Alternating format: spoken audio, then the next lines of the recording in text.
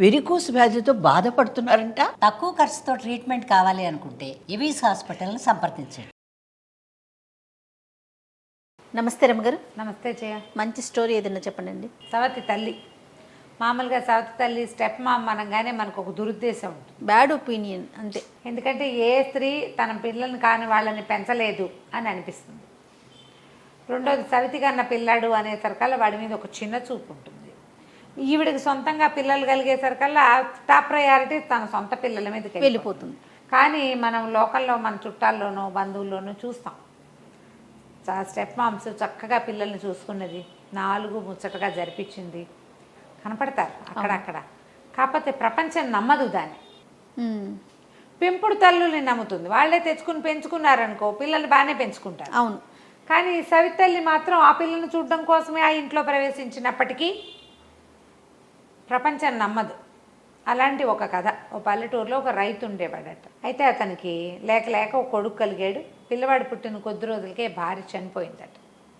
ఈ పిల్లాడికి వెంకడని పేరు పెట్టి పెంచుకున్నాడు. వీడికి ఏడాది అర్థం వచ్చాక ఇక వాడిని కాలు వచ్చిన పిల్లాడిని కాయలేకపోయేవాడు అతను. చుట్టుపక్కల వాళ్ళంతా అన్నట్ట, పెళ్లి చేసుకోరా, వెళ్ళాం వస్తే ఆ పిల్లాడిని కొంచెం చూసి పడుకో, ముద్దోడికేసి పెడుతుంది, నిన్ను చూసుకుంటుందంటే ఆలోచించి బంగారి అని ఒక అమ్మాయిని తెచ్చి పెళ్లి చేసుకున్నాడు. ఆ బంగారికి పిల్లలు కలగల. వీడిని చక్కగా చూసుకునేది. వీడు కూడా చిన్నమ్మ అని ముద్దుగా బాగుండేవాడు. తిండి పెట్టేది, బళ్ళోకి పంపించేది, 4 చూపించేది. కొంతకాలం తర్వాత తండ్రి కాస్త మరణించాడు ఆ రైతు. చుట్టుపక్కల అందరినీ పాపం వీడికి సవితి తల్లి అనేవాళ్ళు. వీడు మామూలుగా పింతలతో బాగుండేవాడు, చిన్నమ్మతో బాగుండేవాడు. ఎవరైనా పాపం వాడికి సవితి తల్లి అనగానే తన తల్లి సవితి తల్లి అనేది గుర్తొచ్చేది వాడికి. అప్పుడు ఆ పూటంతా ఆవిడ తనకి ఏం చేస్తుందో అవన్నీ గమనించేవాడు. రాత్రి నిద్రపోయాక మర్చిపోయేవాడు. వీడికి వస్తే పైకి రాలేదు, వీడే ఇంకా బాగా చదువుకోవట్లేదు అలా అన్నట్టుగా. ఆ సొంత తల్లి అయితే శ్రద్ధగా చూస్తుంది, సవితి తల్లి ఆవిడేం చూస్తుంది అలా అనేవాళ్ళు. అన్నప్పుడు అవును మా అమ్మ లేదు కాబట్టి నాకు చదువు బాగా రావట్లేదు, అంతేకాని తన చదువు బాగా రావడానికి తను చదవకపోవటం కారణం అని వాడికి అనిపించేది కాదు. ఏమిట్రా ఈ మధ్య చిక్కిపోయావు, మీ సవితి తల్లి నీకు అన్నం పెట్టట్లేదా అని అడిగేవాళ్ళు. చుట్టుపక్కల ప్రజలకు కూడా అదొక రోగంగా ఉంటుంది. అవును అవును, ఇప్పటికీ ఉంటారమ్మా అలాంటి వాళ్ళు.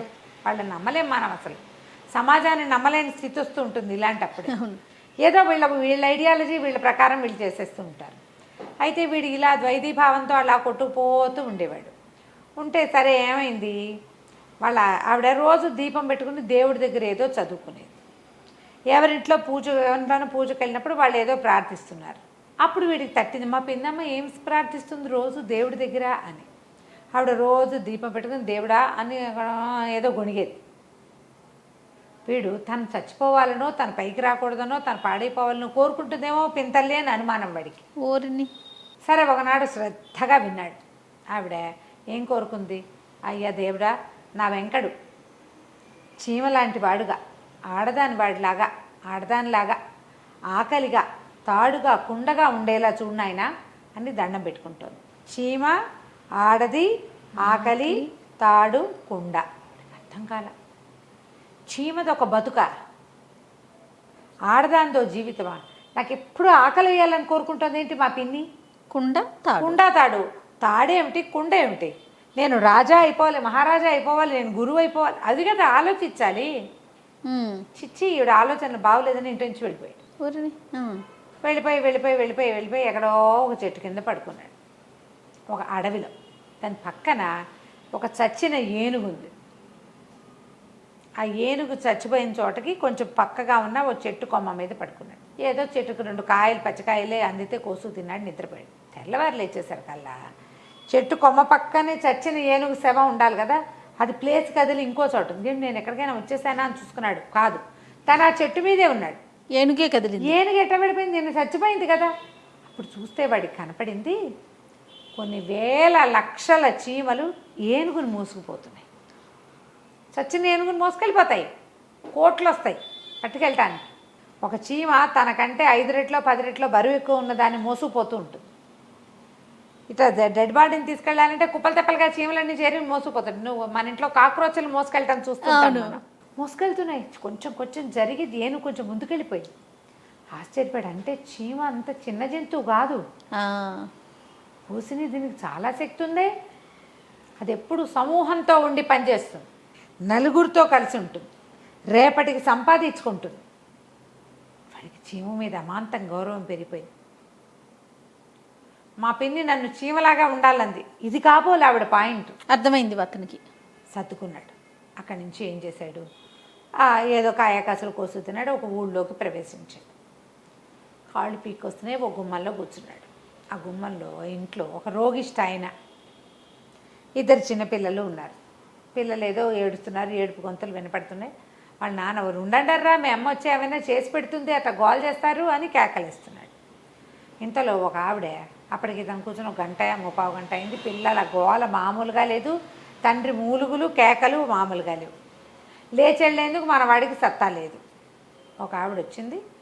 మొహం తుడుచుకుంటూ చెమటలు గారుకుంటూ చీర ఎగుదోపుంది. ఓ 2-3 వస్తువులు మోసుకొస్తోంది. ఏదో తినడానికి కూడా పట్టుకొచ్చింది. లోపలికి రావటం ఏంటి, అప్పటిదాకా కంగాళిగా ఉన్న ఇల్లు ఒక్క క్షణం శృతిలో పడింది. క్షణంలో ఈవిడ రావటం ఏమిటి, ఆ చేతిలో తెచ్చిన వస్తువు లేదో మర్తకింత చేతిలో పెట్టింది. పిల్లలిద్దరికి చెరుకు అప్పచ్చి పెట్టింది. అప్పటిదాకా ఏడ్చి రాగాలు తీసి కొట్టు చచ్చిపోతున్న పిల్లలిద్దరికి కిక్కురు మనకంటా కూర్చున్నారు. సైలెంట్గా ఉండిపోయి ఆవిడ దొడ్లోకి వెళ్ళి కాళ్ళు కడుక్కుని చకచకా పొయ్యి వెలిగిచ్చేసింది. నిమిషంలో బియ్యం పొయ్యి మీదకి ఎక్కిచ్చేసింది. అక్కడి నుంచి చీపురు తీసుకుని ఇల్లు వాకిలి బరాట్లు టకటక ఊడ్చేసింది. పొయ్యి మండుతుండగా ఎసరు కాగుతుండగానే ఈవిడ ఇల్లు వాకిలి ఊడ్చేసింది. అక్కడ ఇక్కడ పడున్న సామాన్లు సవరిచ్చేసింది. పడమటి ఇంట్లోవి వంట అయిపోయింది. 1 అరగంటలో ఈ బయటవాడు చూస్తూనే ఉన్నాడు. సరే అన్నం పెడతారండి, పచ్చడి తెచ్చాను అని చెప్పింది.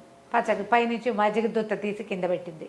పచ్చడి అన్నం కలిపింది. కలిపేసరికల్లా తను అన్నాడు, బయట ఎవరో కుర్రాడు కూర్చున్నాడు, వాడు తిండి కూడా చూడవే అన్నాడు. అనేసరికల్లా ఏమబ్బాయి ఏనాయనా తింటావా, అన్నం తింటావా అని అడిగింది.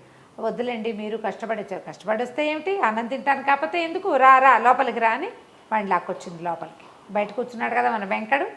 లోపల తెచ్చాక వాడికో ఇంత అన్నం, వాళ్ళు ఎవరింటో ఇచ్చో తెచ్చిన పులుసు, అంత పచ్చడి ఏదో తెచ్చింది. 3 ముద్దలు ఇదో 3 ముద్దలు అంత మజ్జిగ పోసింది. హాయిగా తిన్నాడు. ఇల్లంతా చూశాడు. రాగానే అతనికి ఎట్లా కనపడింది, అది లేచిపోయే కొంపలా ఉంది. ఇల్లు శుభ్రంగా ఉంది. పిల్లలిద్దరూ ఓ పక్కన కూర్చొని ఆడుకుంటున్నారు. భర్త ఏదో కులాసాగా కబుర్లు చెప్తున్నాడు. 2 గంటల క్రితం ఈ ఇల్లు ఎలా ఉంది, ఇప్పుడు ఎట్లా ఉంది. ఆడదుంటే ఇట్లా ఉంటుంది. అర్థమైంది. ఏ ఊరినైనా ఏమిటి సంగతి కనుక్కుంటే ఊరికే ఏదైనా పని చేసుకుందామని దేశం మీద పడ్డాను అన్నాడు. నేను పనిచేసే వాళ్ళ ఇంట్లో పెళ్ళుంది, అందుకే అప్పచ్చులు తెచ్చాను, నువ్వు కూడా తినని ఒక అరసి ముక్క తుంచిపెట్టి, పనివాళ్ళ అవసరం ఉంది, 4 రోజులు నాతో పాటు రా, శుభ్రంగా కడుపు నుండి అక్కడే తిందు. కానీ మగపిల్లాడివి, వయసులో ఉన్నవాడివి అంత అన్నం తినచ్చు. చిన్నపిల్లలతో పాటు నేను వండిన ఇంత గ్లాస్ అన్నం తింటాం కాదు, హాయిగా తినేసి పని చేసుకుంది. కానీ 10 రూపాయలు చేతిలో పెడతారు అబ్బాయి అని చెప్పింది. ఆడవాళ్ళ సమర్థత చూడు. ఆవిడే ఏం చేస్తోంది, ఇల్లు చేసుకోగలదు, బయటికి వెళ్ళి పని చేసుకొస్తుంది, ఇంకొకళ్ళకు కూడా అవకాశం చూపిస్తుంది. మా పిన్ని నన్ను ఆడదానిగా అవ్వాలని కోరుకుంది. ఆడది ఎంత సమర్థురాలు. అదే మొగాడైతే బయటికి వెళ్ళి ఏదో రూపాయి తెస్తాడు, ఈ ఇంటిని ఇట్లా సవరించగలడా, అతిథి అభ్యాగతిని చూడగలడా, వాడికి అంత సమర్థత ఉండదు. మీరు కోపాలు తెచ్చుకోకండమ్మా, ఉండదు. ఎందుకు ఉండదు అని పోట్లాడకండి, ఉండదు అంతే. వాళ్ళు అందుకు తయారు చేయబడలేదు. ఆడవాళ్లే ఇన్ని పనులకి సరిపడా తయారు చేయబడ్డారు. దాంతో వీటికి నచ్చింది. సరే వాళ్ళు 4 రోజులు వాళ్ళ ఇంట్లో పనిచేసి ఓ 10 రూపాయలు జేబులో వేసుకున్నాడు. ఒకనాటి రాత్రి ఆవిడకి చెప్పబుద్ధి అయింది. నిదానంగా చెప్పేసాడు. అయితే ఏమైంది, అక్కడ పెళ్ళిలో బాగా తిన్నాడు కదా, పెళ్ళిలో పూట తిని నాకు ఆకలి వేయటం లేదమ్మా, అన్నం వద్దనేసరికల్లా, అయ్యో నాయన అన్నం ఆకపోవటమే, ఆకలి వేయకపోవటమే జబ్బురా, ఆకలి వేయాలి, ఎప్పుడూ ఆకలి ఉండాలి, ఆకలి ఉంటే ఏ జబ్బు ఉండదు. నీకు ఆకలి లేదు అంటే అయితే మనసుకి లేకపోతే ఒంటికి జబ్బు ఉన్నట్టే లెక్క అనేసరికి, అంటే ఎప్పుడు ఆకలిగా ఉండాలని కోరుకుంది మా పిన్ని. ఇదా అంటే జబ్బు లేకుండా ఉండాలి అంతే. వాడు ఆగలేక మా పిన్నమ్మ ఇట్లా కోరుకుంది అని చెప్పాడు.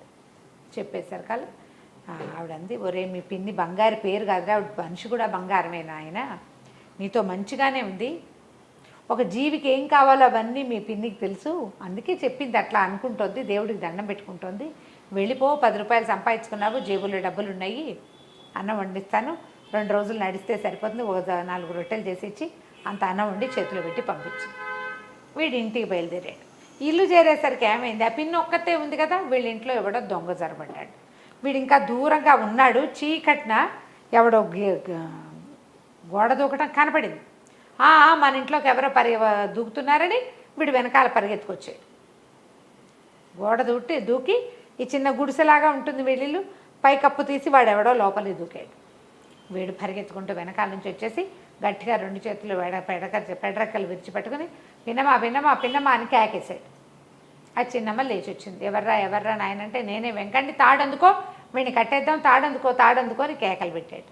ఆ చిన్నమ్మ ఏం చేసింది, ఓ తాడు పుచ్చుకొచ్చి వీడి చేతులు కట్టించి కట్టేశాక వాడికి అర్థమైంది, అంటే ఇప్పుడు ఏదైనా బంధించాలంటే ఏం కావాలి? తాడు. నన్ను తాడుగా ఉండమంది మా పిన్నమ్మ. వాడికి అర్థమైపోయింది. అక్కడి నుంచి చుట్టుపక్కల వాళ్ళంతా కేకలు పెట్టేసరికి లేచి వచ్చారు. వీడినేమో దొంగని గ్రామాధికారికి అప్పచెప్పారు. ఆ పిన్నమ్మను కావలించుకుని, నాయన ఏమైపోయావురా, 4 రోజుల నుంచి కంటి కూడా కనపడకుండా పోయావు, ఏం చేసుకొచ్చావు, ఏం చెందావు అని అడిగితే అంతా చెప్పి అడిగాడనమాట, నువ్వు నన్ను ఇట్లా ఉండాలని కోరుకున్నావు, ఇవన్నీ బాగానే ఉన్నాయి, మట్టికుండగా ఉండమని కోరుకున్నావు ఎందుకమ్మా అంటే, మట్టికుండ అంత ఉపయోగకరమైన వస్తువు ఇంకొకటి ఉందా? పెద్దింట్లో అయినా ఉపయోగపడుతుంది, చిన్నింట్లో అయినా ఉపయోగపడుతుంది. దాన్ని ఎక్కడా దాచక్కర్లా, జస్ట్ జాగ్రత్తగా హ్యాండిల్ చేసుకుంటే 10 సంవత్సరాలైనా దాని జీవితం ఉంటుంది. పెద్దవాడికి ఉపయోగపడుతుంది, చిన్నవాడికి ఉపయోగపడుతుంది, అందరికీ అన్ని చోట్ల ఉపయోగపడేవాడిగా నువ్వు ఉండాలని నేను కోరుకున్నాను రా నాయన అంటే వాడు సంతోషించాడు. నన్ను అందరికీ మేలు చేసేవాడిగా, అందరికీ ఉపయోగపడేవాడిలాగా, సొంతానికి కూడా ఉపయోగపడేటట్టుగా ఉండమంటోంది మా పిన్నమ్మ అని అర్థం చేసుకుని ఆ తర్వాత హాయిగా ఉన్నాడు. చక్కగా పెళ్లి చేసుకుని పిల్లల్ని కన్నాడు. పిన్నమ్మతోటి సుఖంగా ఉన్నాడు. కథ కంచికి మన ఇంటికి. వస్తువుల నుంచి ఎంత గొప్ప విషయాలు చెప్పారో చూడండి రమ్మగారు. చాలా బాగుందండి. నమస్తే. నమస్తే చెప్పు.